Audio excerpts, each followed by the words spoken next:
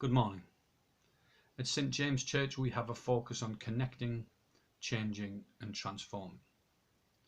We want to connect to God, we want to change with God, and we want to transform for God. And last weekend, with millions of other people around the world, we celebrated Easter. On the Friday, we remembered Jesus' death, his sacrifice that he paid for the whole of humanity. And on the Sunday, we celebrated his victory over sin and death, his resurrection. And as part of that, on the Friday, we remembered the moment of Jesus' death.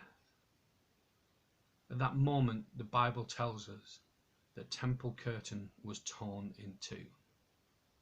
The curtain that was in place to separate where God was from where the people were. Only a few people could go through there.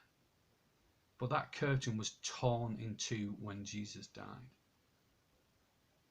And this signifies the ability and the opportunity we all have to connect to God.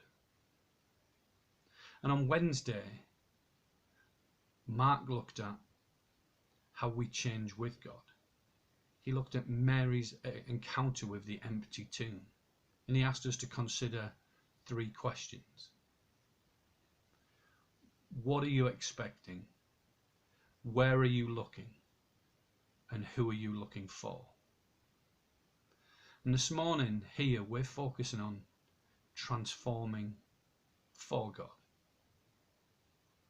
But what does the Easter story mean for us transforming for God? I think it means everything. And as we look at Mary's experience that morning, we look at what she went through, I think it lays bare the simple message of how we can transform our communities and our world for God. Mary went that morning and she encountered an empty tomb. Where she expected there to be a body and where she expected there to be a stone, there wasn't.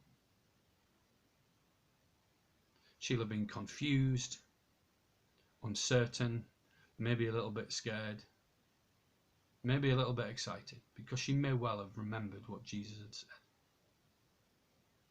So she experienced all of this, and then she ran and she told. She ran and found Peter as quickly as she could, and she told him. Said, this is what has happened, this is what I found, this is what I know, this is what I experienced, this is how I feel. And they went again. And this time, Jesus appeared to Mary. She thought he was the gardener. They had a conversation. She realized fully who it was. She declared who he was. She spoke it out. And then again, she went and she told.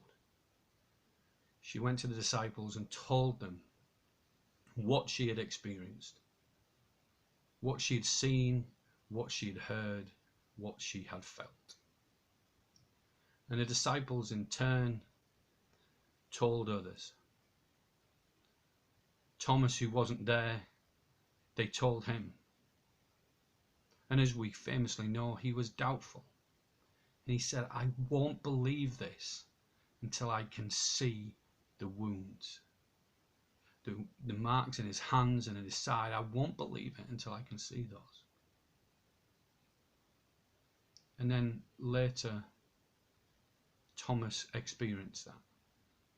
And from there, they went and told. And the church was born. And the Gospels were circulated.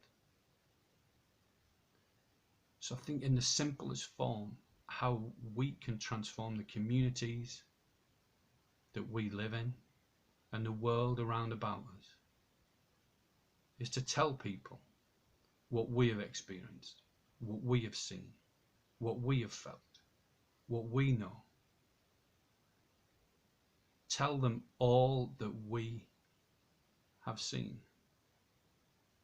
and how that has changed us, how that we have connected to God and we have changed with God through that. Because I think the power of those words, the power of those experiences has a massive impact on those round about us. At this time of uncertainty, it's powerful to tell people where our hope lies and tell them of our experience of the things that we have seen and felt in difficult times and what we know to be true. So let's do that together. Let's go and tell.